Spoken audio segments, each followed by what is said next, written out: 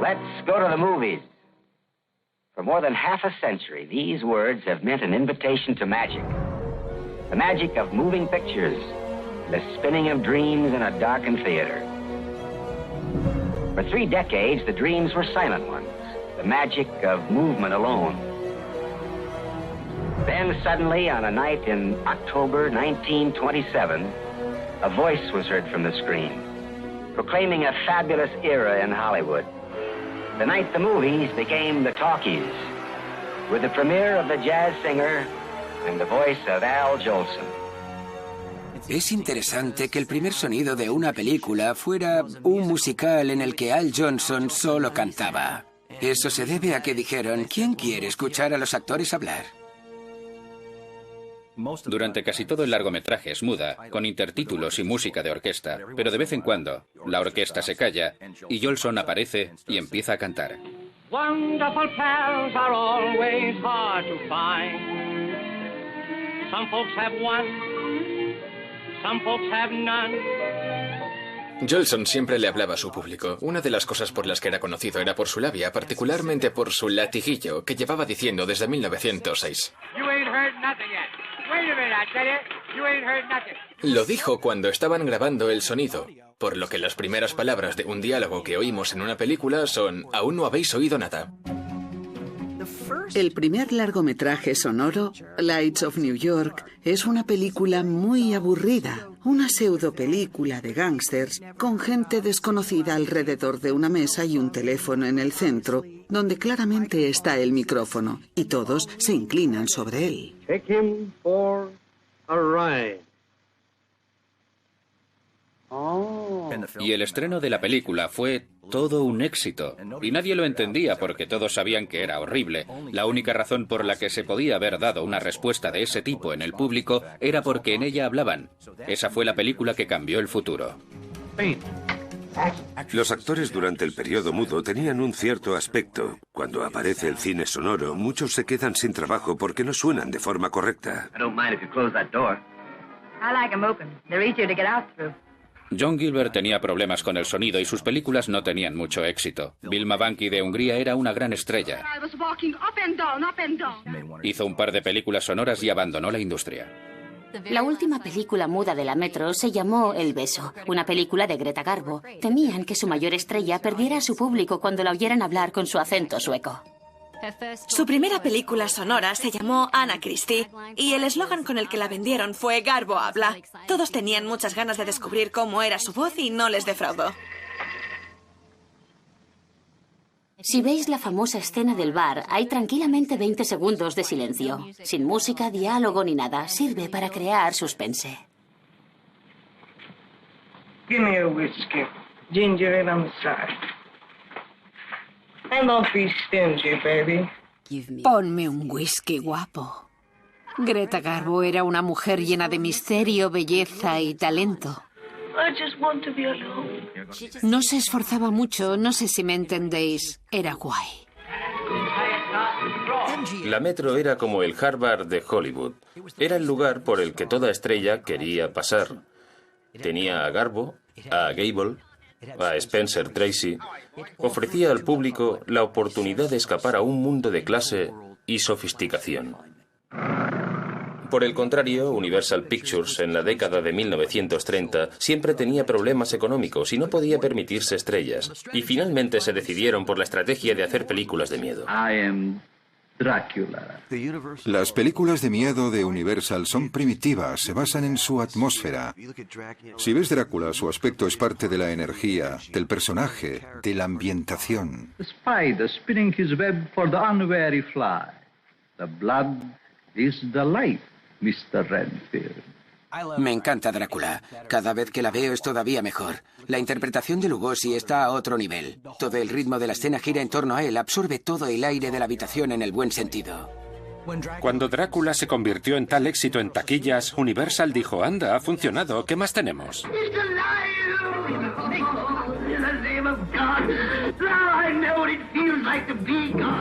El Doctor Frankenstein, de James Whale, Fue la película que me hizo querer hacer películas. Recuerdo haber visto a Boris Karloff en la secuencia del molino en llamas. Tenía 6 años y desde ese momento quise hacer películas. The Bride of Frankenstein.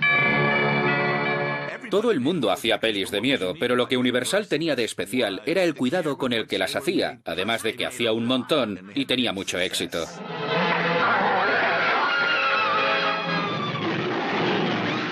RKO era un pequeño estudio sin relevancia hasta que llegó David Selznick. Él sabía ver qué quería el público y les dio King Kong. King Kong fue una de mis primeras experiencias traumáticas en el cine. Recuerdo haber cerrado todas las persianas de la casa por culpa de la escena en la que King Kong mira por la ventana y ve a Fay Wray, mete la mano y la secuestra.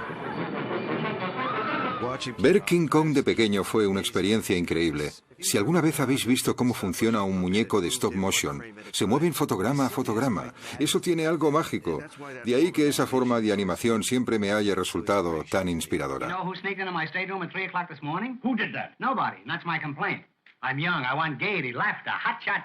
Los hermanos Marx cambiaron colectivamente el humor en Estados Unidos. Los chistes tenían gracia y aún la tienen. Han durado generaciones. De verdad sigue haciendo gracia. Groucho es la comedia inteligente, Chico la comedia tonta y Harpo la comedia muda. Son un grupo muy variado. Era una forma de escapismo para el público de la época de la Depresión. Casi todas sus películas van sobre un grupo de cómicos obreros que se enfrenta a una institución de gran dignidad y respeto. El mundo del arte en El conflicto de los Marx. La universidad en Plumas de caballo, la ópera en Una noche de la ópera, o por lo general, contra todo el sistema gubernamental, en Sopa de ganso.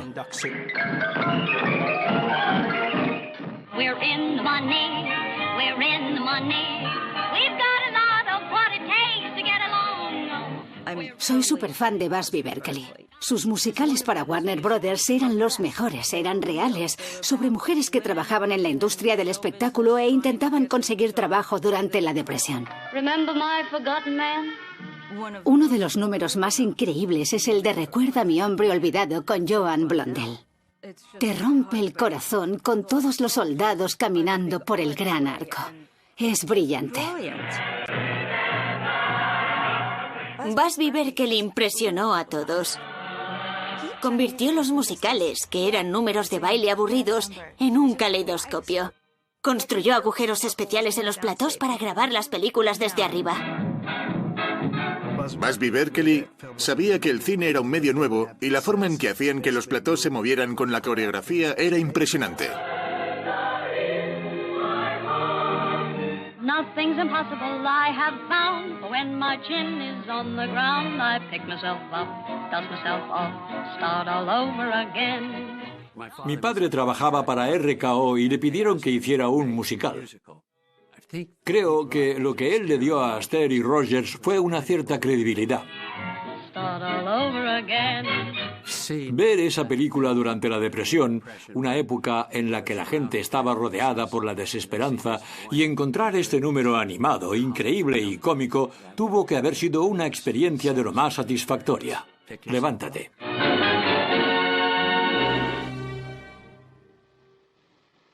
Red, this can't go on. Why? I love my wife.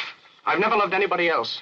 Why, we've been sweethearts ever since we were kids. Yes, but she doesn't need to know about us. Entre 1930 y 1934, los cineastas tuvieron plena libertad para explorar temas como el sexo y la violencia. Ello supuso la creación de algunos personajes femeninos fascinantes con una sexualidad liberada. Sorprende ver lo que les dejaron hacer. I always did like a man in a uniform. That one fits you grand. Why don't you come up sometime, see me? A Mae West no le daba miedo aceptar su estatus como sex symbol. Era extremadamente inteligente y escribía sus propias películas. Protagonizó una película con Cary Grant, al que ella escogió porque le gustaba su voz. Eso fue lo que le propulsó a los papeles protagonistas. Tonight you were especially good. Well, when I'm good, I'm very good. But when I'm bad, I'm better. Sus películas tenían un gran éxito, pero la Legión Católica de la Decencia y los grupos moralistas no estaban nada contentos. Pidieron al gobierno que interviniera y empezara a censurar los estudios si estos no lo hacían por sí mismos. Hollywood intenta averiguar cómo hacer frente a la presión que reciben a causa de Mae West, y debido a las primeras películas de gángsteres como Hampa Dorada, El enemigo público y Scarface, el terror de Hampa. El resultado fue que Hollywood creó la Administración del Código de Producción en el 34 para que los controlara. What this country needs even more than a good 5-cent cigar is clean, rollicking comedy.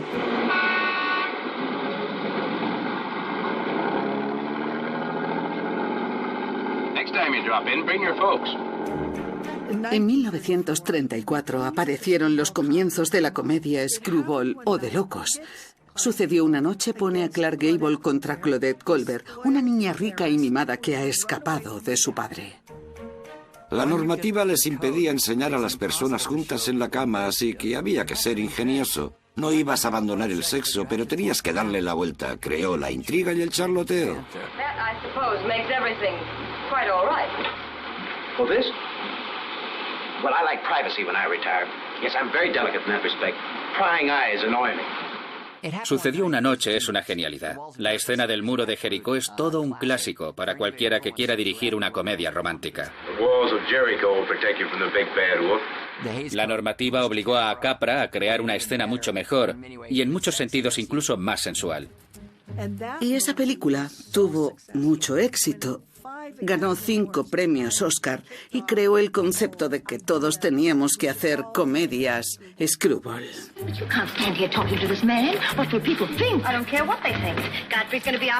Las comedias Screwball fueron especialmente populares en los años 30 debido a la depresión, ya que se podía ver a gente rica o a la que le iba bien poniéndose en evidencia. La expresión Screwball viene de una reseña en Variety de la actuación loca de Carole Lombard en Al servicio de las damas.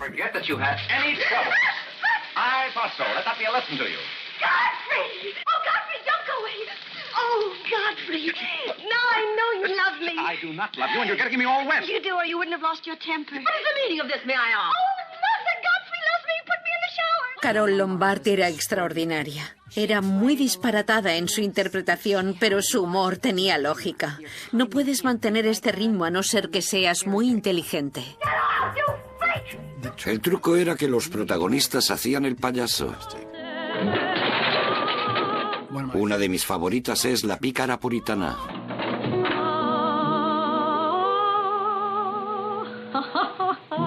Fue una de las primeras interpretaciones de verdad de Cary Grant. Al año siguiente hizo La fiera de mi niña, el paradigma de las comedias Screwball. Descubrir las comedias románticas de los años 30 y 40 tuvo un gran efecto en mí durante mucho tiempo. Historias de Filadelfia es una de mis favoritas. 3 de los mejores actores actúan juntos en una película.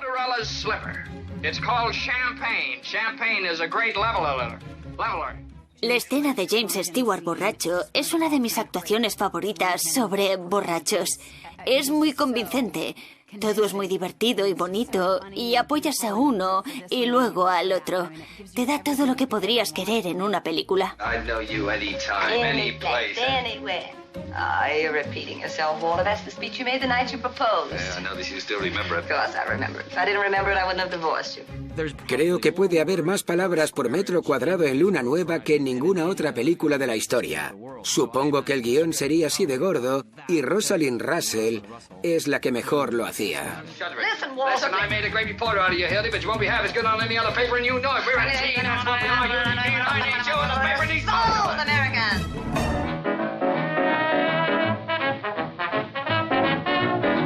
Muchas de estas películas de los años 30 de Hollywood tienen algunas de las mejores interpretaciones por negros de la época. Por ejemplo, están los hermanos Nicholas o Bill Bojangles Robinson. A muchos les parecían entretenidos, pero a menudo estos personajes negros eran estereotípicos y problemáticos. Hallelujah. Oh, praise be, Mr. Jackson coming home. Hattie McDaniel era conocida por sus papeles de sirvienta. You know, Miss Ty, I've been under the impression that you is a one-man woman. I am, one man at a time. Figuras como la sirvienta eran caricaturas raciales. Son fantasías de lo que una sirvienta o nodriza hacía en una plantación. No tienen mucha voluntad, existen en el segundo plano de la narrativa, en la que participan los personajes blancos. Esa imagen era dañina, pero ella no la creó. La creó la gente blanca que controlaba Hollywood. I believe you're the laziest man that ever lived on this river. On this river, Queen? That's saying a whole lot. Paul Robeson siempre fue mejor que el material que le daban.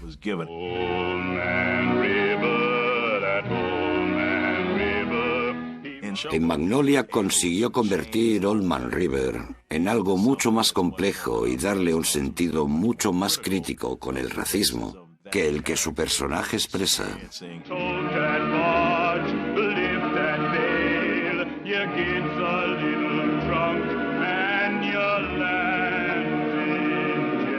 Paul Robeson empieza en el cine cuando Oscar Micheaux estaba haciendo películas como En Cuerpo y Alma. Oscar Micheaux fue uno de los pioneros del cine afroamericano. Formaba parte de un género conocido como cine de raza, películas hechas desde los comienzos del cine, principalmente por cineastas negros, para un público negro. En los comienzos del cine era mucho más fácil, no solo para los afroamericanos, sino también para las mujeres entrar en la industria. Era habitual que hubiera mujeres en todos los niveles en Hollywood. Eran directoras y la mitad de las películas dirigidas entre 1912 y 1929 estaban escritas por mujeres. We ain't telling nobody till we get ready to make the break outside of you. Not for me, Butch. I'm going straight. El Presidio fue una de las dos películas por las que Frances Marion ganó un Oscar y a día de hoy sigue siendo la única mujer que se ha llevado 2 Oscar por un guión original. La otra es El Campeón. I think that's enough for today, don't you, huh? Swell, champ. Any donut. Fue extremadamente prolífica, tiene una larga filmografía, pero hizo películas en géneros que son típicamente considerados como masculinos. Conforme la industria se consolidó en estudios, tanto las mujeres como los afroamericanos fueron dejados de lado como figuras relevantes y cineastas. Se trata de un sistema de estudios que se organiza en torno a las estrellas, y las mujeres se convierten en el objeto de esa cosificación. Film 701, Sternberg, Frau Dietrich, Aufnahme 3. Cuando alguien como Marlene Dietrich viene de Alemania, tiene que representar lo ajeno, lo desconocido.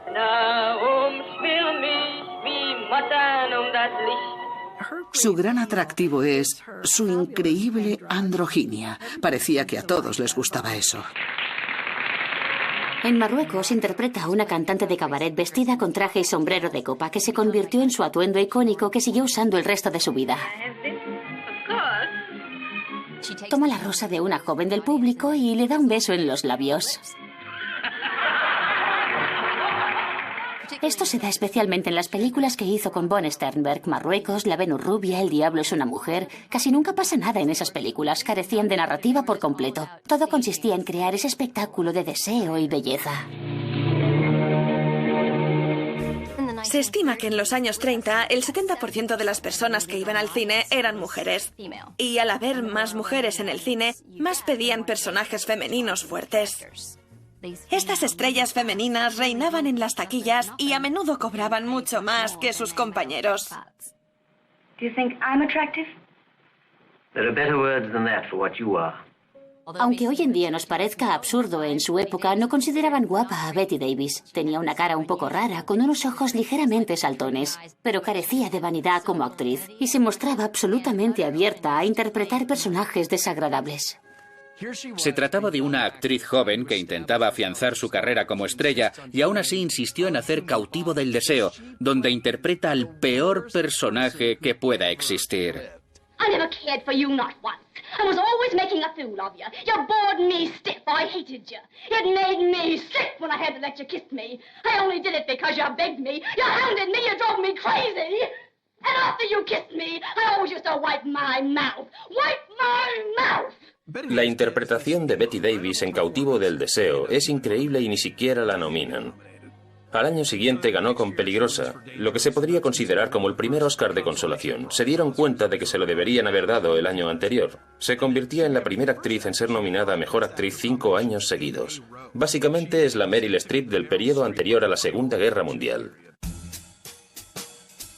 Las películas para mujeres eran casi un género en sí mismo magnífico que duró desde los años 30 hasta los 50. Dentro aunaba muchos subgéneros, pero en todos el centro era la mujer. May I suggest if you're dressing to please Stephen? Not that one. He doesn't like such obvious effects. Thanks for the tip. But when anything I wear doesn't please Stephen, I take it off.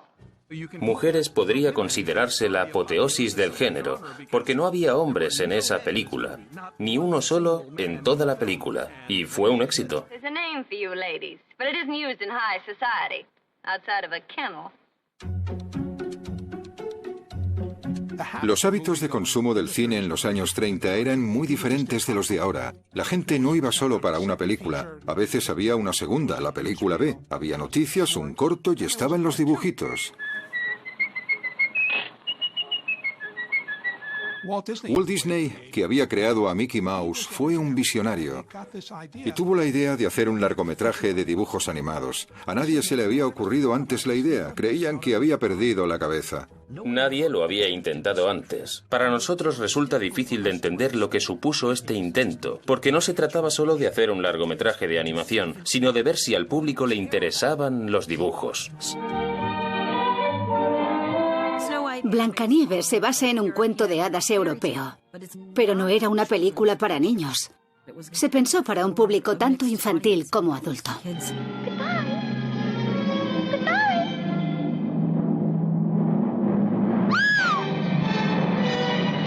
A Walt no le daba miedo tener poder dramático.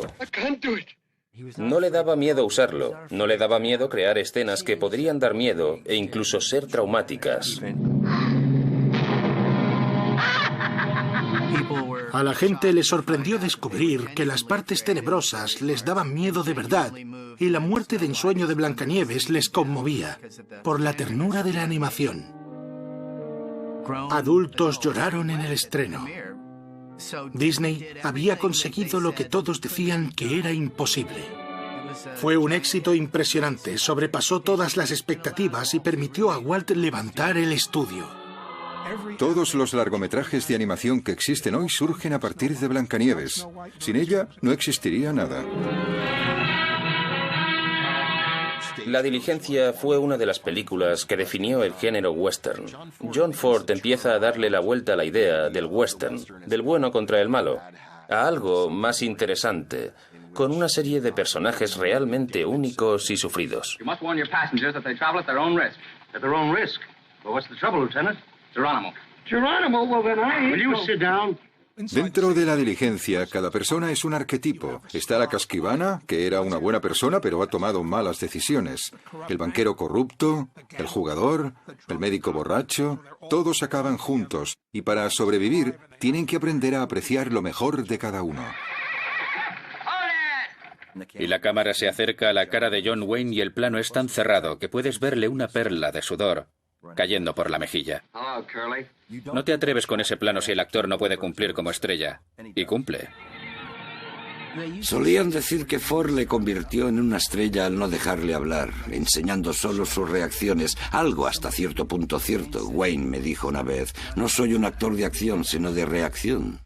John Wayne nunca ha estado lo suficientemente reconocido como el gran actor que era. Tenía un estilo único que lo diferenciaba de los demás actores de antes y después. La Diligencia salió en 1939, aún considerado como el mejor año de la historia para el cine. Look, there it is. What? The Capitol Dome. Yes, sir. Big as life. Been there a long time now. Yes, sir. This way, Senator. Caballero sin espada es una parábola política. Va sobre un joven idealista interpretado por James Stewart. Llega a Washington y descubre una máquina corrupta que tememos que vaya a devorarle. This is a man's world. It's a brutal world, Jeff, and you've no place in it. You'll only get hurt. Caballero sin espada es seguramente mi película favorita de Capra. Era un inmigrante y odiaba la idea del gobierno grande que arrolla al ciudadano de a pie.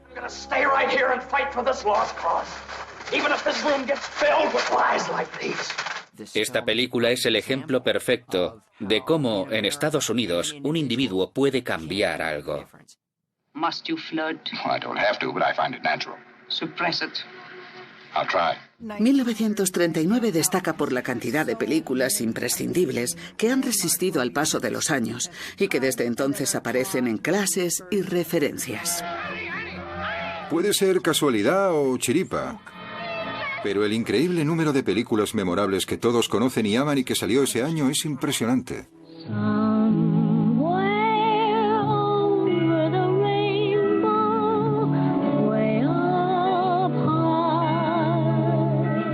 Uno de los preceptos de los musicales narrativos es que las canciones tienen que hacer avanzar la historia. En una canción como Somewhere Over the Rainbow se puede palpar la añoranza. Después de cantar una canción así, sabes que tiene que partir de viaje.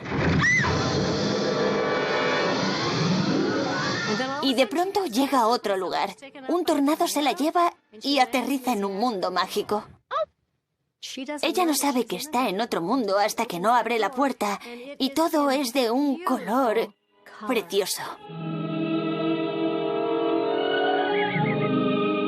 No puedes pensar en El Mago de Oz sin pensar en El Camino de Baldosas Amarillas. Estaba rodada en el sistema de Technicolor de 3 colores, por lo que sus colores eran especialmente vivos. Como era de fantasía, no tenía que ser completamente realista. Era una forma de entretenimiento que la gente no había visto antes. Lo que consiguieron hacer es impresionante, así como la ternura de sus interpretaciones. Jack Haley, Ray Bolger y Berlar le vieron humanidad a esos locos personajes. Yes, I'm ready now. Then close your eyes and tap your heels together 3 times. Fue la mejor película de niños, que todo el mundo relaciona con la idea de abandonar el hogar y regresar a él. Oh, Annie M., there's no place like home. Hoy en día decimos que todo es épico, pero lo que El viento se llevó sí que fue épica, porque demuestra las posibilidades del cine. Es un espectáculo. Presenta la guerra civil en todo su horror y sus proporciones. Tiene una escena muy emblemática en que la cámara se aleja de unos veteranos sureños heridos. Desde un punto de vista técnico es muy impresionante, pero las historias que rodean a la película me resultan aún más interesantes. David Selznick, uno de los personajes más importantes de Hollywood, es un libre pensador. Abandona el sistema de los estudios en la cumbre de su carrera y funda Selznick International Pictures. Y en cuestión de un año queda claro que el principal objetivo de la compañía es producir lo que El viento se llevó, que tardaría 3 años en hacer. Quien iba a interpretar Red Butler fue un consenso nacional, iba a ser Clark Gable. Era un hombre hecho y derecho. Tenía una cierta bravuconería, pero que parecía ganada. I'm in love with you, Ashley. I'm in love with you, Ashley. I love you. I love you. La búsqueda de Scarlett fue por un lado una argucia publicitaria, pero fue algo serio. Selznick quería dar con la Scarlett O'Hara correcta. Selznick ya estaba grabando antes de que eligieran siquiera a Scarlett. Aún no tenía la actriz protagonista.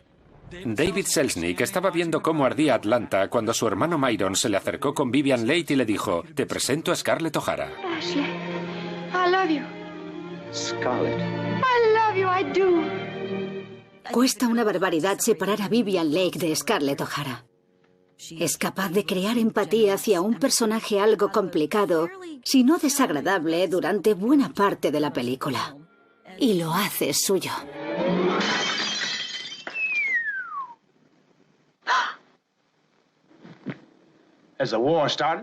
Si vas a contar esa historia, los negros tienen que ser esclavos. Miss Scarlett, what are we going to do but nothing to feed those sick folks and that child? I don't know, Mary. I don't know. Los personajes negros interpretados por Hattie McDaniel y Butterfly McQueen son los mejores personajes de la película. Son los únicos morales. Red básicamente viola a su mujer. Scarlett es un desastre. Ashley es débil y Melanie es un felpudo. Pero en medio de todo eso está Mami. It's Mr. Red I was worried about. Entiende su posición en el mundo y le saca todo el partido que puede. He done lost his mind these last couple of days. Oh, no, Mammy, no. I ain't never seen no man, black or white, sit store on any child. Hay un momento hacia el final de la película en que Mami le habla a Melanie sobre Red y su dolor. Y puedes sentirlo. Es una escena muy potente. Please, Miss Melanie. I'll do what I can, Mammy. I present the Academy Award for the best performance of an actress in supporting roles during 1939 to Hattie McDaniel. Hattie McDaniel fue la primera persona afroamericana en ganar un Oscar. Y a pesar de todo no pudo sentarse con el resto del elenco, sino que se sentó en la zona cerca de la cocina. This is one of the happiest moments of my life. No es que fuera a dar el salto a los grandes papeles, siguió interpretando a sirvientas e hizo un comentario interesante. Prefiero ganar $10,000 interpretando a una sirvienta que 10 trabajando como tal. I sincerely hope I shall always be a credit to my race and to the motion picture industry. My heart is too full to tell you just how I feel. And may I say thank you. God bless you. Cinema, Roll 5, Alfred Hitchcock. La siguiente gran idea de David Selznick, después de Lo que el viento se llevó, fue contratar a Alfred Hitchcock. Hitchcock hizo sus fantásticos thrillers británicos con los que ganó la fama. El mejor de todos era 39 escalones. Al final de los años 30 era el principal artista del cine británico, pero entendía que trabajaba para un sistema con unos medios económicos muy limitados. También ve cómo se avecina la guerra y se alegra de marcharse a Estados Unidos para trabajar para Selznick con un contrato de 6 películas, empezando por Rebecca. Rebecca estaba basada en una novela de Daphne du Maurier sobre una mujer joven e inocente que se muda a una casa antigua gótica. Y su vida se ve envuelta en el misterio. Ella siente que no puede competir con Rebecca, la esposa muerta de su marido Max. You think the dead come back and watch the living? I don't believe it. Sometimes. I wonder if she doesn't come back here to Manderley. Watch you and Mr. De Winter together. Hitchcock era un genio capaz de poner al público en el lugar del personaje a través del uso subjetivo de la cámara. Él lo llamaba cine puro. The assembly of pieces of film to create fright is the essential part of my job. I believe in putting the horror in the mind of the audience and not necessarily on the screen. Sus películas tomaron un género e hicieron que pasara a ser propiedad del director. Hitchcock era el maestro del suspense. Se merece ese título. Preston Sturges fue uno de los mejores cineastas de comedia de la historia que puede que no conozcáis. I want this to be a picture of dignity, a true canvas of the suffering of humanity. But with a little sex. With a little sex in it. En sus comienzos, Hollywood era una sociedad muy jerárquica. Los guionistas escribían, los directores dirigían, pero nadie hacía ambas cosas. Sturges quería dirigir. Escribió un guión que gustó mucho al estudio, para una película llamada El Gran McGinty, y aceptó vendérsela al estudio por $1 si le dejaban dirigirla. El estudio aceptó, y el resto es historia. Cuando le pregunté a Billy Wilder quién pensaba que era el rey de los guionistas directores, dijo que Preston Sturges. Preston Sturges fue el primero. Fue el hombre que juntó a esos personajes, contó esas historias y nos abrió la puerta a los demás. Una de sus mejores películas, Las 3 noches de Eva, está muy bien planteada. Henry Fonda aparece en el comedor del barco y todas las mujeres solteras quieren llamar su atención porque es un hombre rico. Barbara Stanwyck tiene una de las mejores interpretaciones cómicas de la historia cuando está mirando por el espejo. Es muy graciosa. Go soak your head and see if I care. No solo tiene un diálogo brillante, sino que también hay una increíble comedia física. Es un equilibrio maravilloso entre comedia simple y comedia compleja. Y la vida es ambas, ¿no? Sturges tuvo una época durante los años 40 en que sacaba un éxito tras otro. Es una serie de películas de mucha calidad, sin precedentes. Incredible as it may seem, those strange beings who landed in the Jersey farmlands tonight are the vanguard of an invading army from the planet Mars. Orson Welles llegó a la industria cinematográfica tras haber tenido un tremendo éxito en la radio. Asustó a medio país con La Guerra de los Mundos y llegó a la portada del Time gracias a sus interpretaciones en el Teatro Mercury. Se le consideraba un gran actor y un gran director y llegó a Hollywood con el mejor contrato que había tenido nunca nadie. You know, when you don't really want to go out to Hollywood, then the deals got better and better. In my case, I didn't want money. I wanted authority. So I asked the impossible, hoping to be left alone. And at the end of a year's negotiations, I got it. Orson Welles tenía un ego monstruoso. Lo iba a hacer como a él le diera la gana y no le importaba lo que pensaran los demás. Y lo admiro porque tenía el talento que lo respaldaba. Rosebud.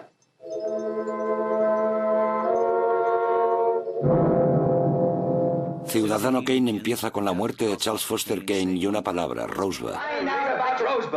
El resto de la película consiste en un periodista que busca el significado de Rosebud.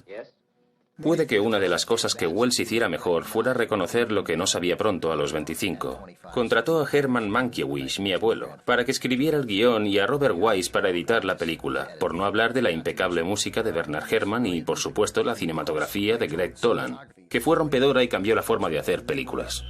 Merry Christmas. Merry Christmas. And a Happy New Year. Era algo nuevo, las transiciones, la construcción de los flashbacks, la repetición de ciertas escenas desde diferentes puntos de vista, y no hay que pasar por alto que la interpretación de Orson fue brillante. I made no campaign promises, because until a few weeks ago, I had no hope of being elected. La técnica que siempre me llama la atención en Ciudadano Kane es la profundidad de campo. You're fired. Los primeros planos están igual de enfocados que en el fondo. No ves solo la historia que está contando, sino que ves más allá. Con Ciudadano Kane creó un manual de cine. No hay dudas de que Charles Foster Kane está basado en la vida de William Randolph Hearst. Era dueño de periódicos, un servicio de noticieros para el cine, emisoras de radio y revistas. Era toda una figura de poder en la política americana y, lo que es más importante, en la política de Hollywood.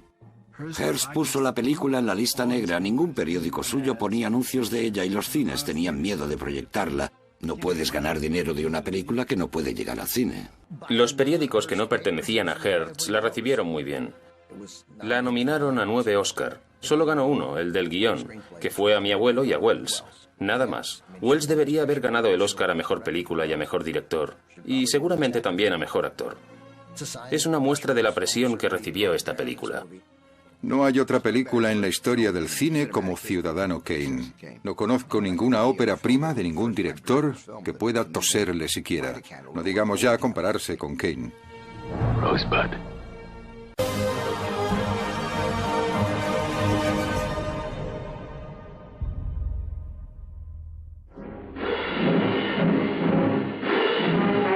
Adolf Hitler's all-out attack on Poland makes the long-dreaded European war a certainty. Mediante periódicos y noticieros, los estadounidenses habían seguido el desarrollo de la dictadura en Alemania. El ministro de propaganda de Hitler se había centrado en cómo crear escenas que conmovieran las mentes. Leni Riefenstahl convirtió un movimiento feo en algo cinematográficamente bonito. Even the baby is thrilled and seems all smiles at His Excellency's attention. Charlie Chaplin cogió eso y lo destrozó. Chaplin hace una sátira política increíblemente intensa, en la que denuncia el estado del mundo y el posible estado del futuro. Out Caesar, out Nolus, Emperor of the world. ¿Cómo tratas esta megalomanía en pantalla sin que suene estridente ni pedante? Conviertes el mundo en un globo y haces un baile tonto y demagogo con él. Este payaso puede destruir el mundo. Es tragedia y comedia a la vez en una de las escenas políticas más poderosas del cine. Who do you think will win the war? I haven't the slightest idea. Rick is completely neutral about everything, and that takes in the field of women. Humphrey Bogart es un americano que dirige Riggs en Casablanca. Es la Segunda Guerra Mundial y antes de que Estados Unidos se involucrara. Nadie conoce su historia. Le va el juego y el alcohol. No tiene que preocuparse por la guerra. Pero resulta que la guerra va a él. No matter what the future brings as time goes by. Sam, I thought I told you never to play. En el bar de Rick entra una pareja. Ilsa y su marido, Víctor Laszlo, un héroe de la resistencia. Well, here's a great deal about Rick in Casablanca. And about Victor Laszlo everywhere. Los espectadores no lo saben, pero Ilsa y Rick habían estado juntos. Of all the gin joints in all the towns in all the world, she walks into mine. Él es el epítome del cínico herido, y vemos a un hombre que antes era un idealista recuperar esa parte de sí mismo. Hay una escena fantástica en que los alemanes están junto al piano y empiezan a cantar Die Wacht am Rhein. Todos los del bar de Rick, que no son alemanes, sufren en silencio.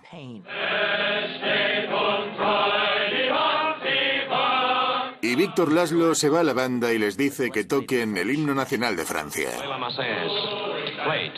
Ellos miran a Bogart que hace... Y tú te quedas. Ah, Bogart se ha unido a la guerra.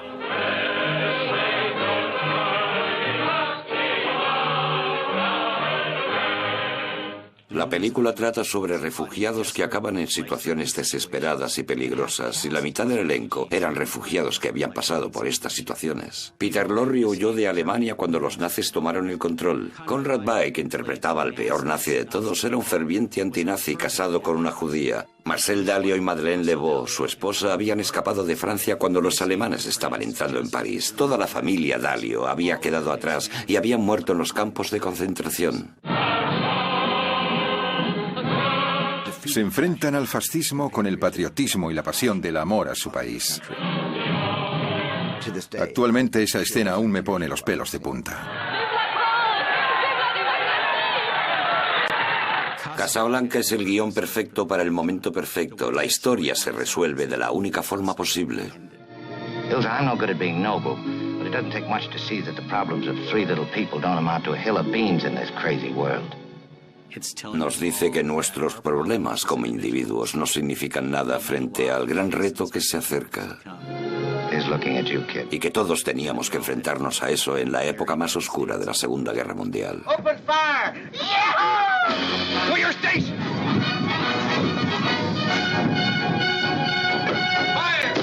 La típica historia de las películas bélicas va de un grupo que se enfrenta a la muerte con un objetivo. Dicen, esto es lo que hay que hacer, vamos a hacerlo y a ganar.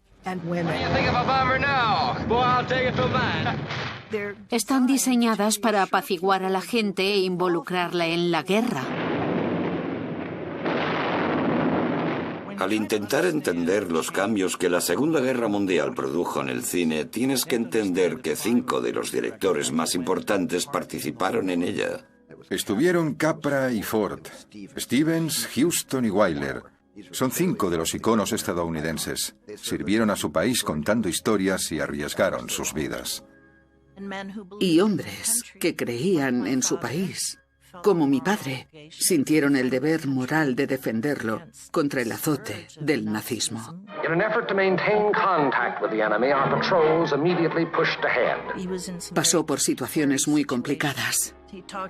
Habló de un comandante cuyas tropas habían sido diezmadas cuando los alemanes cruzaron un puente que había sido bombardeado, y un hombre levantó la mano para saludar, pero le faltaba la mano. La guerra le persiguió el resto de su vida. John Ford grabó la batalla de Midway, que ganó un Oscar a Mejor Documental. También grabó el desembarco el día D en 1944. La guerra le afectó profundamente y cuando regresa a Hollywood quiere hacer una película. Pero no quiere hacer una película del tipo, hemos ganado, qué bonito es todo. Nosotros fuimos los sacrificados, va sobre la caída de Filipinas y la derrota de Estados Unidos. Ford rodó una película muy patriótica sobre la nobleza del sacrificio. La mayoría se convertirían en prisioneros de guerra y muchos acabarían muriendo. El final de la película trata sobre todo sobre los marineros que se quedaron en Batán. Si no subían al avión, sabían lo que les esperaba. Sir, how many more planes are coming in? None. Back to the American home, with welcome and well done everywhere. Inmediatamente, tras la guerra, todos se preguntaban cómo seguir por donde lo habían dejado, con todo lo que habían visto y aprendido. Los mejores años de nuestra vida transmite el precio de la guerra mejor que ninguna otra película bélica que haya visto. Ellos solo intentan volver a casa. No se conocían antes de la guerra, pero ahora sí, y se vuelven amigos rápidamente. Y sus vidas empiezan a interconectarse conforme se van dando cuenta del profundo daño emocional que provoca la guerra. La película está hecha justo después de la guerra y mientras la cámara sube, ves un gigantesco cementerio de viejos aviones de la Segunda Guerra Mundial. La fenomenal escena en que Dana Andrews está sentado en un avión viejo, reviviendo sus misiones en un bombardero, transmite el peso opresivo de la experiencia que sientes al poner tu vida en pausa, marcharte sin saber si vas a volver, si no vas a volver, o si vas a volver sin manos. Y resulta muy potente que escogieran para el papel a Harold Russell, que perdió las manos durante la guerra. Habían planeado darle un Oscar especial, y resultó que su interpretación fue tan buena que le votaron como mejor actor de reparto, algo que no previeron, y al final se llevó 2 Oscars. Hello, darling. Hello, Daddy. Hello, Daddy. How do you like it? Qué bello es vivir no tuvo mucho éxito en su estreno, algo que siempre me ha sorprendido, porque es una película que hoy veneramos y que tuvo problemas cuando salió. Es una mezcla maravillosa de valor narrativo y temática. Daddy, the Browns next door have a new car. You should see it. Well, what's the matter with our car? Isn't it good enough for you? Capra siempre fue un humanista. Y para él era muy importante reconocer los fallos, la debilidad. George, what's wrong? Wrong everything, Troy. You call this a happy family. Why do we have to have all these kids? James Stewart también había vuelto de la guerra. Voló durante algunas misiones. Ambos eran veteranos, y no creo que hubiera sido tan oscura si Capra se hubiera quedado en casa haciendo comedias ligeras. Al parecer, Frank Capra lo convenció diciéndole que era una película navideña sobre el suicidio y James Stewart dijo, ¿en serio? Cuenta conmigo. Cuando vuelves de la guerra tienes un sentido del humor tétrico y George Bailey está a años luz del idealista señor Smith de Caballero sin Espada. I think it was probably the strongest picture I've made. I never have run across such a unique story. A man who thought he was a failure, being given the opportunity to come back and see the world as it would have been had he not been born. You've been given a great gift, George. A chance to see what the world would be like without you. Es un comienzo muy pero que muy oscuro para una película que acaba por convertirse en una de las mejores y más positivas películas navideñas de la historia. Tiene mucha fuerza, porque ha partido desde la verdadera desgracia. Hay que tener agallas para contar la historia con esa fuerza y compromiso. Yes, sweetheart? There's a girl wants to see you. Her name's Wonderly. Custaway? I guess so. You'll want to see her anyway. She's a knockout. Sure in, Effie, darling. Sure in. El cine negro es un estilo cinematográfico muy popular en los años 40 y 50. Las películas son oscuras, pesimistas, tratan sobre los bajos fondos de la sociedad estadounidense. Y debido a la Segunda Guerra Mundial, el público estaba hambriento de este tipo de películas. Anybody hear the shot? Well, somebody must have. We just got here. El halcón maltés es aparentemente una historia de detectives, pero la trama gira realmente en torno a unos personajes locos que buscan el pájaro negro y cómo Sam Spade los vuelve los unos contra los otros. You're good. You're very good. What did he say? About what? About me? Nothing. What did you talk about then? He offered me $5,000 for the Black Bird. A mi padre no le gustaban demasiado los actores. Si veis sus películas, a él le interesaba más el carácter. Creo que por eso le gustaba tanto Humphrey Bogart. Tenía una cierta franqueza, una honestidad a la que no estamos acostumbrados. Bogart no es el bueno, y eso es una parte esencial de esta moda. La actitud es muy estadounidense, pero no se convirtió en cine negro de verdad, hasta que los cineastas llegados de Europa no trajeron esa especial sensibilidad visual. Y así nació el género noir. I killed Dietrichson. Maybe Walter Neff.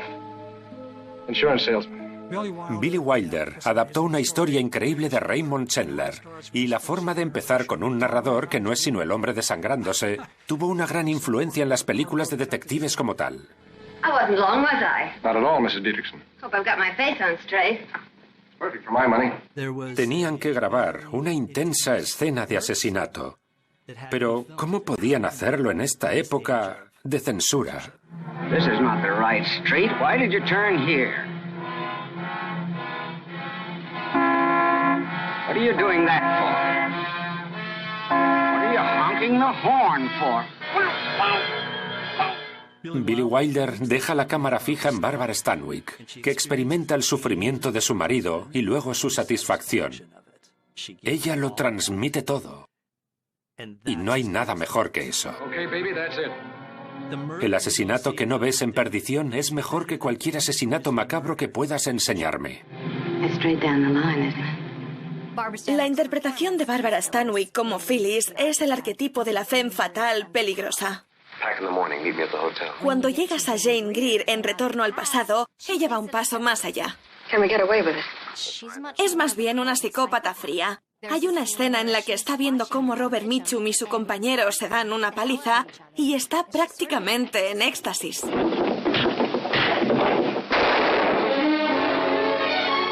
Jamás olvidaré las imágenes de esa pelea. Su cara cuando dispara a un hombre se me quedó grabado para el resto de mi vida. Ella lo lleva al bungalow y se besan. Y la cámara enfoca la puerta y la puerta se abre. Está lloviendo y la cámara sigue. Es poesía visual y ambiente. Llegó un punto en que todos los estudios estaban haciendo 6 u 8 películas de estas a la vez.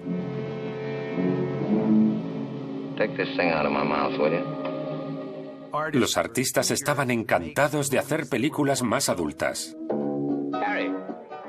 Es esta idea de hacer películas oscuras, con un final contrario al gusto de Hollywood, en el que las cosas no acaban bien y el héroe no sale bien parado. Es el legado del cine negro. Yes, this is Sunset Boulevard, Los Angeles, California. It's about 5 o'clock in the morning. That's the Homicide Squad. En los 50 se produjeron muchas películas oscuras y cínicas, algo que empezó pronto con El crepúsculo de los dioses. Comienza con un cadáver en una piscina y luego toda la historia está contada en flashback por el hombre de la piscina. You're Norma Desmond. Used to be in silent pictures, used to be big. I am big. It's the pictures that got small. La interpretación de la que todos hablan es la de Gloria Swanson como Norma Desmond. Gloria había sido una gran actriz del cine mudo, así que conocía el personaje que interpretaba. A comienzos de los 50, interpreta a una reina depuesta que delira cada vez más y se vuelve loca.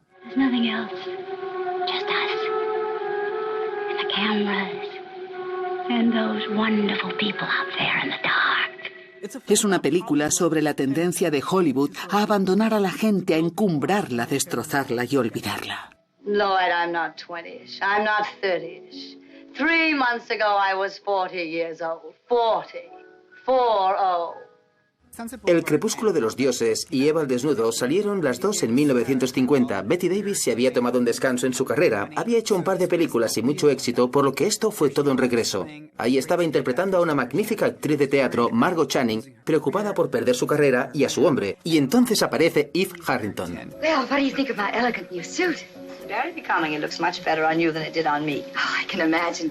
Esta actriz emergente comienza como una seguidora, pero enseguida te das cuenta de que hay algo más. Quiere apartar a Margot y quedarse con los papeles que solían darle a ella. Margot se defiende con uñas y dientes, como solo Bette Davis sabe hacerlo. Fasten your seatbelts. It's going to be a bumpy night. Bette Davis te lleva de lo más alto de la vanidad a los confines de la desesperación. Me encanta esa parábola. Es una de sus mejores interpretaciones. Funny business, a woman's career. The things you drop on your way up the ladder so you can move faster. You forget you'll need them again when you get back to being a woman. El crepúsculo de los dioses y Eva al desnudo son ambas películas sobre actrices que compiten entre sí y que son usurpadas por una generación más joven, y eso es justo lo que pasó en los Oscars de ese año, donde se enfrentaban al Oscar de Mejor Actriz Gloria Swanson, Bette Davis, y sin embargo la ganadora fue Judy Holliday, que acababa de saltar a la fama con Nacida ayer. No. But what'd you say it for? I don't know. How old are you? 29. It's entertainment in your own living room. And all over the country, movie audiences of all ages sit glued to their television sets. The picture may be small, but it's free. La mayor amenaza al cine salió en los 50, cuando la gente empezó a comprar televisores.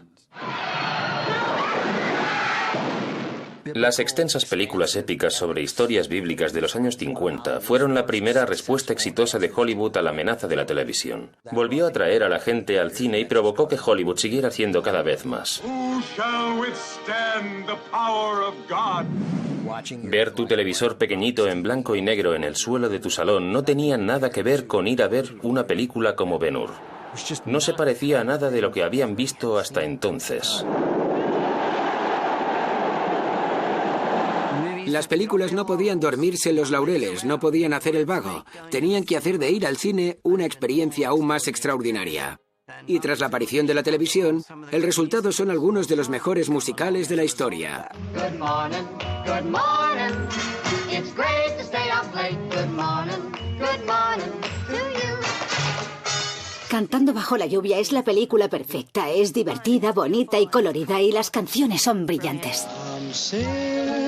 In the rain, just singing in the rain. What a glorious feeling, I'm happy again. So they said, well, what do you do with singing in the rain? I said, well, it'll be raining and I'll be singing, you know. And that was it. So it wasn't very hard, really, to compose it. Oh, what a moment of splashing the water on. Yeah, well, that part was fun.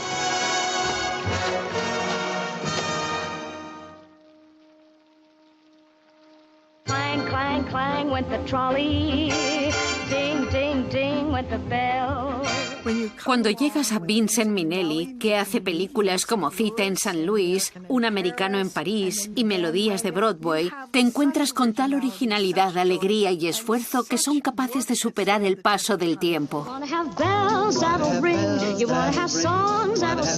En 1954, George Cukor, el gran director, hace un remake de Ha nacido una estrella y lo convierte en un musical. If I don't get my way, I begin to break up people and things at this moment. You understand, don't you? Yes, I understand. Judy Garland había tenido sus escarceos con las drogas y el alcohol, y varios estudios la despidieron, así que Ha nacido una estrella le sirvió para volver. Interpreta a una prometedora cantante que se encuentra con un actor alcohólico. El resultado es una serie de números musicales impresionantes, sobre todo The Men That Got Away. And all because of the man that got away. Hace que sientas todo tipo de emociones cuando acerca su cuerpo a la cámara. Es un grito de angustia y dolor, un momento operístico que ella convierte en una de las mejores escenas de todos los tiempos. Una toma ininterrumpida en la que ella canta. ¿Ves la revelación más íntima de esta intérprete que esconde algo que no está expresando porque lo está reprimiendo de otra forma? Todo el mundo puede sentirse identificado con eso, sea un artista o músico o no. La autorrevelación.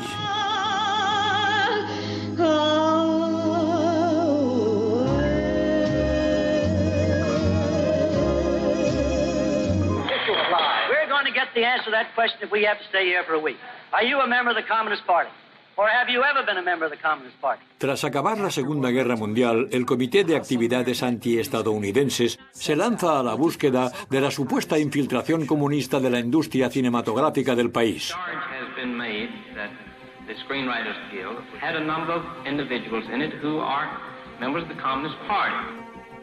Existía la percepción de que si los soviéticos quisieran infiltrarse en Estados Unidos, lo harían infectando Hollywood. Hey, purpose is to use this to disrupt the motion picture industry, to invade the right not only of me, but of the producers to their thoughts, to their opinions. 10 guionistas y productores que se negaron a cooperar con la investigación acabaron siendo condenados por desacato al Congreso y sentenciados a hasta 1 año de cárcel. We will not re-employ any of the 10 until such time as he is acquitted. El comité identificó a gente sospechosa de ser comunista y los propios estudios pusieron en la lista negra a todos los que se negaron a cooperar. Ben Miller is down for depot now with Jim Pierce and Jack Colby. They asked about the noon train. The noon train? Carl Foreman está escribiendo el guión de Solo ante el peligro durante el verano de 1951, cuando recibe una citación para testificar ante el Comité de Actividades Antiestadounidenses, y comienza a darle al guión un sentido parabólico, alegórico, sobre la lista negra de Hollywood. Foreman empieza a asociar al comité con los jóvenes matones que vienen al pueblo a matarle y empieza a sentirse identificado con el propio sheriff. This is my town. I've got friends here. I'll swear in a bunch of special deputies, and with a posse behind me, maybe there won't even be any trouble. You know there'll be trouble. Then it's better to have it here. Cooper ofrece una interpretación increíble y natural. El dilema al que le da vueltas en la cabeza se convierte en el corazón de la película. Some of you were special deputies when we broke this bunch. I need you again. Now. El guión trata un tema fantástico de los 50. El vecino que te abandona porque podría ser un comunista o porque no quiere que sepas que tienes un refugio antibombas. La película llamaba la atención sobre lo que pasaba. Carl Foreman era un hombre con tales principios que cuando testificó no dio ningún nombre. Lo pagó caro, lo exiliaron y le obligaron a marcharse a Inglaterra. La gran tragedia de la lista es que destruyó carreras y dañó otras y puso a personas creativas las unas contra las otras. Fue una época complicada, ya que la gente temía otra guerra. You're a traitor. You're a traitor and a spy. Those are just unpleasant words. I'm a loyal supporter of the greatest social experiment in the world. Estados Unidos sufría de paranoia comunista. Los comunistas se habían infiltrado en nuestras escuelas, en el gobierno, y de ahí surgen las invasiones extraterrestres de las películas. Fue una época empapada de temor, no solo por las cazas de brujas comunistas que había, sino también, por supuesto, por la bomba atómica. Con la creación de las armas nucleares, las posibilidades para el terror y el horror parecían infinitas. El género de los insectos gigantes comenzó con la humanidad en peligro en 1954,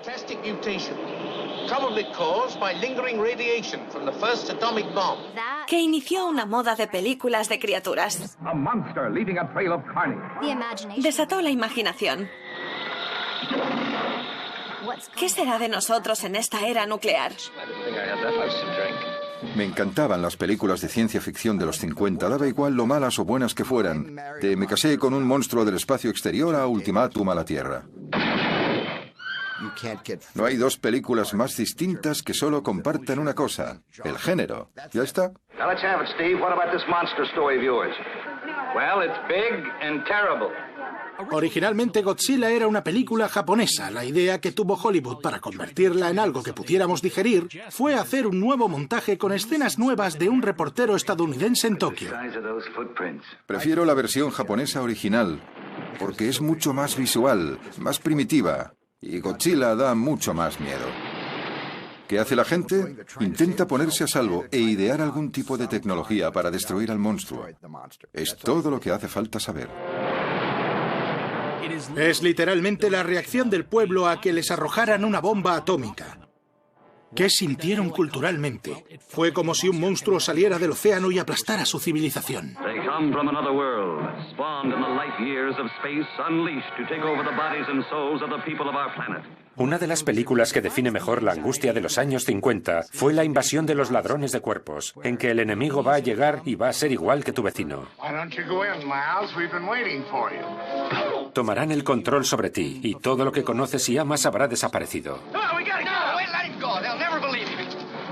La invasión de los ladrones de cuerpos es una gran película de género que funciona a dos niveles. Se puede entender como una metáfora de la amenaza comunista, pero por el contrario trata de la amenaza de la caza de brujas de McCarthy. Y aún así funciona como película de miedo en toda regla.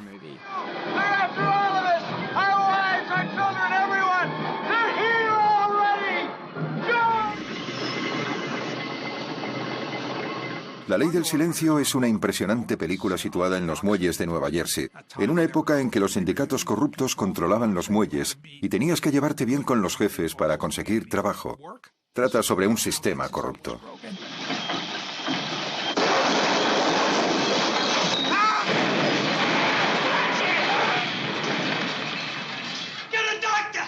En La Ley del Silencio fue la primera vez que vi a gente que conocía, gente con la que crecí, gente de mi familia o gente de la calle en la pantalla.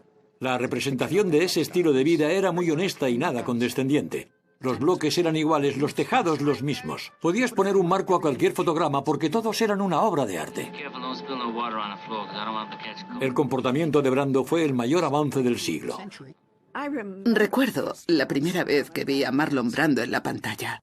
Fue una revelación. Revolucionó el arte de la interpretación, dándole unos niveles de realismo que nunca se habían considerado admisibles. I could have been a contender. I could have been somebody. Instead of a bum. Todos admiraban a Brando. Era fantástico. No se centraba en la técnica. Tenía una cierta técnica, pero tenía más que ver con los sentimientos. Transmite muchas cosas. A Marlon Brando se lo suele asociar con el estilo de interpretación de método. The method essentially is terribly human, profoundly human thing. It was affected by psychoanalysis, the understanding of the soul, so to say. Brando se sale en La Ley del Silencio, pero ¿quién no se sale en esa película? Y todos son actores de método de Actors Studio. Por mucho que admiro a Brando y a Carl Malden y T.J. Cobb, Eva Marisen era una de mis actrices favoritas y me parece que hace un papel impecable. Kazan trabajaba muy bien con ella. Éramos muchos en el estudio. Todos trabajábamos de la misma forma y nos sentíamos cómodos los unos con los otros.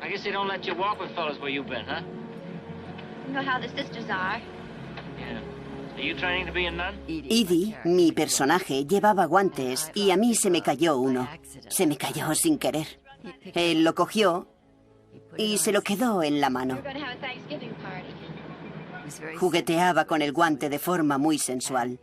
Y Edie tenía que recuperar el guante, pero no sabía cómo hacerlo. Tenía que acercarse más a él. Muestra la sensibilidad y la genialidad de Marlon Brando. La Ley del Silencio fue nominada a 12 Oscars. Se llevó 8, incluidos Mejor Actriz de Reparto para Eva Marisen, que estaba embarazada cuando lo aceptó. Tuve el bebé al día siguiente y no le llamamos Oscar. Cuando pienso en algunos de los increíbles actores y actrices de los 50 como Montgomery Clift, Audrey Hepburn, Sidney Poitier, Andy Griffith y por supuesto James Dean, son una generación joven dispuesta a ponerle más alma a su interpretación. Cuando vi Al este del Edén, me quedé, madre mía. Era el método en su máximo esplendor. Creo que es uno de los mejores actores de todos los tiempos, y para mí eso es solo basándome en Al este del Edén. Rebelde sin causa fue la película que lanzó al estrellato a James Dean. Solo actuó en 3 películas, pero todas son inolvidables. James Dean se convierte en una figura icónica que le habla a una generación. Y si a eso le sumas una vida corta por lo joven que murió, tienes la combinación perfecta para la aparición de una figura mítica, de las cuales no hay muchas en Hollywood. A kiss on the hand may be quite continental, but diamonds are a girl's best friend. Una de las mejores imágenes de la historia del cine es Marilyn Monroe en su vestido rosa cantando Diamonds are a girl's best friend.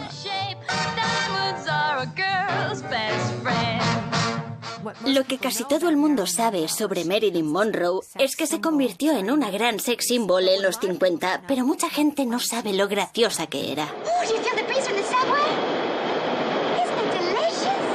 Finalmente, se cansó de que le dieran papeles sexualizados y realiza la famosa ruptura del contrato con 20th Century Fox para mudarse a Nueva York y estudiar con el profesor de interpretación más reconocido del momento en Estados Unidos, Lee Strasberg, en The Actors Studio. Creo que no se reconoce lo suficiente a Marilyn Monroe como actriz dramática o cómica. Podía hacer de todo y Billy Wilder lo sabía. Con faldas y a lo loco es la película más memorable de Marilyn Monroe porque se deja llevar. Por fin empiezas a verla como una persona de la que te preocupas emocionalmente.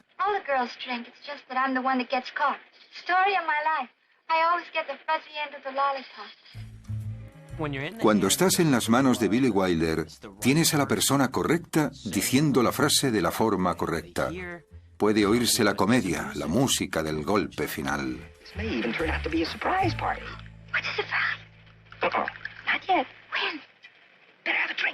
Es una película ridícula en muchos sentidos. Tony Curtis y Jack Lemmon interpretan a dos músicos en el Chicago de los años 20 que presencian accidentalmente la masacre del día de San Valentín y tienen que huir. Deciden unirse a una banda de mujeres disfrazados. Jack Lemmon se convierte en Daphne y, sin intentarlo, atrae a un millonario que se enamora de él. I'm engaged. Congratulations. Who's the lucky girl? I am. Con faldas y a lo loco es la mejor comedia de la historia con la mejor frase final. But you don't understand, Osgood. I'm a man. Well, nobody's perfect. Mr. Ford, I've noticed that your view of the West has become increasingly sad and melancholy over the years. Have you been aware of that change in mood? No. John Ford era increíble. Sus películas tienen una profunda emoción y sensibilidad. Todas y cada una de ellas. Creo que veía el mundo de otra forma que los demás. Tenía un sentido de la composición increíble e intuitivo. Y está claro que entendía el poder de un fotograma. El oeste le dio a Ford la libertad de examinar temas como la masculinidad, lealtad, venganza y justicia. Centauros del Desierto es la culminación del viaje con dos colaboradores clave, el director, ya en la última etapa de su carrera, y la estrella al final de su carrera.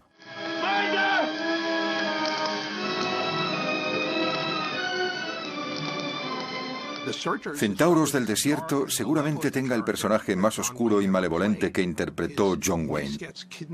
Los indios secuestran a su sobrina y él está decidido a rescatarla, sin dejar que nada se interponga en su camino. Pero una vez la encuentra varios años después, la situación no es como esperaba. These are my people. Once mehr. Go.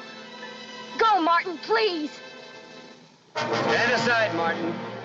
Centauros del Desierto es una película sobre el racismo. El odio del personaje que interpreta John Wayne contra el primer pueblo de la nación es profundo. Y luego pasamos al final de la historia, cuando acaba rescatando a Natalie Wood. Cuando abraza a Debbie y se la lleva a casa, siempre hace que se me salten las lágrimas. Es una película que ofrece la esperanza de que hasta la persona con el odio más acérrimo a las diferencias de los demás puede cambiar.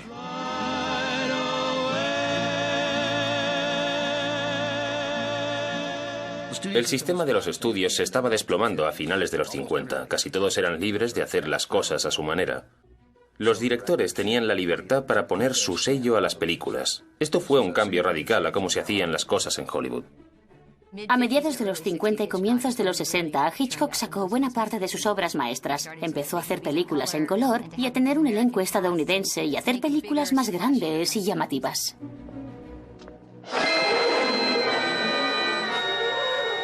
Puedo ver Vértigo una y otra vez y no la termino de entender. Y eso me encanta. Es una película muy subconsciente. Es como un acertijo. Sientes que Hitchcock mantiene una conversación simbólica con el público. You want me to be dressed like her? Judy, I just want you to look nice. I know the kind of a suit that'll look well on you. No, I won't do it. La relación entre James Stewart y Kim Novak es como la relación de un director con una actriz. Hitchcock estaba obsesionado con tu apariencia, tu pelo, tus joyas. la piedrecita que escogía. Mr. Hitchcock, can I ask you this? Are actors puppets, or must the director allow them a life of their own? If the director is working in the purely cinematic medium, then the actor must come under his control. Trabajar con él era lo opuesto a The Actors Studio. Él no hablaba de sentimientos. Me decía, no uses las manos. Baja la voz. Mira a Cary Grant directamente a los ojos. Jack Phillips, Western Sales Manager for Kingby Electronics. No, you're not. You're Roger Thornhill of Madison Avenue, and you're wanted for murder on every front page in America. And don't be so modest. Hitchcock fue uno de los primeros directores en convertirse en marca, que te hacían ir al cine solo porque la película estaba dirigida por él. Eso de ir al cine por quién era el director se estaba convirtiendo en norma. Los clásicos de Hollywood entre los años 30 y 50 son el corazón del cine de Estados Unidos. Todos los que se dedican hoy a esto han visto los clásicos y están influidos por ellos. Son los cimientos, los patrones de todo lo que ha seguido. Puedes repasar las películas sin parar y si les das la oportunidad vivirán para siempre.